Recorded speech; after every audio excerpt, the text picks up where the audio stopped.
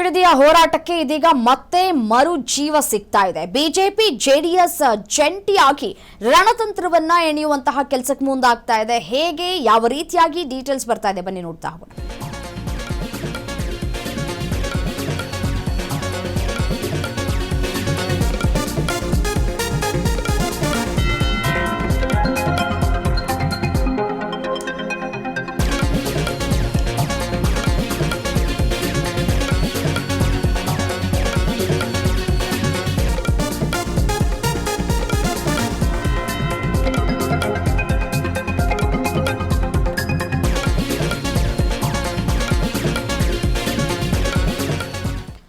ಬಿಡದಿಯ ಹೋರಾಟಕ್ಕೆ ಬಿಜೆಪಿ ಮತ್ತು ಜೆಡಿಎಸ್ ಜಂಟಿ ರಣತಂತ್ರವನ್ನ ಎಣಿತಾ ಇದೆ. ದೆಹಲಿಗೆ ತೆರಳಿದ್ದಾರೆ ವಿಧಾನಸಭೆ ವಿಪಕ್ಷ ನಾಯಕ ಆರ್ ಅಶೋಕ್ ಅವರು.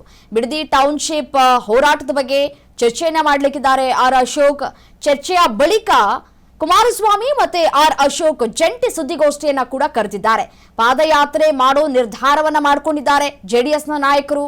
ಮತ್ತಷ್ಟು ಹೋರಾಟವನ್ನ ತೀವ್ರಗೊಳಿಸೋದ್ರ ಬಗ್ಗೆ ನಾಯಕರು ಮಾತುಕತೆಯನ್ನ ಕೂಡ ನಡೆಸಿದ್ದಾರೆ ಅನ್ನುವಂತಹ ಮಾಹಿತಿಗಳು ಕೂಡ ಲಭ್ಯವಾಗ್ತಾ ಇದೆ.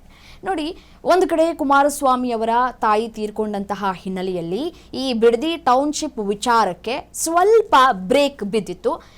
ಈಗ ಎಲ್ಲ ಕೆಲಸ ಕಾರ್ಯಗಳೆಲ್ಲ ಮುಗಿಸ್ಕೊಂಡು ವಾಪಸ್ಸಾಗಿದ್ದಾರೆ ಕುಮಾರಸ್ವಾಮಿ ಅವರು. ಕರ್ತವ್ಯದಲ್ಲಿ ಬ್ಯುಸಿ ಆಗಿದ್ದಾರೆ. ಈ ಮಧ್ಯದಲ್ಲಿ ಬಿಡದಿ ಟೌನ್ಶಿಪ್ ವಿಚಾರಕ್ಕೆ ಸಂಬಂಧಪಟ್ಟಂತೆ ಇದೀಗ ಚರ್ಚೆಗಳು ಮತ್ತೆ ಮುನ್ನೆಲೆಗೆ ಬರ್ತಾ ಇದೆ.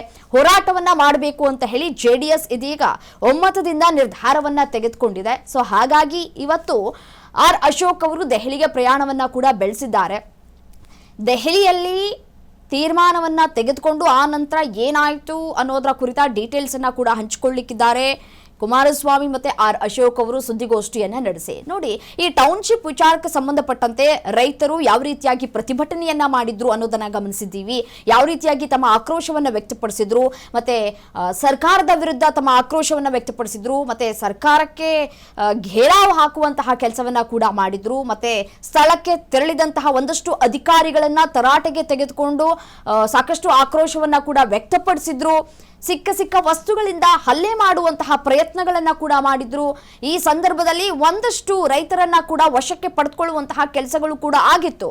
ರೈತರು ಒಮ್ಮತದಿಂದ ನಿರ್ಧಾರವನ್ನ ತೆಗೆದುಕೊಂಡಿದ್ದಾರೆ. ನಾವು ಯಾವುದೇ ಕಾರಣಕ್ಕೂ ನಮ್ಮ ಜಾಗವನ್ನ ಬಿಟ್ಟು ಕೊಡೋದಕ್ಕೆ ಸಿದ್ಧರಿಲ್ಲ ಅಂತ ಹೇಳಿ, ಫಲವತ್ತಾದ ಭೂಮಿಯನ್ನ ಹೇಗೆ ನಾವು ಬಿಟ್ಕೊಡೋದಕ್ಕೆ ಸಾಧ್ಯ ಆಗತ್ತೆ ಅಂತ ಹೇಳಿ ಪ್ರಶ್ನೆ ಮಾಡ್ತಾ ಇದ್ದಾರೆ.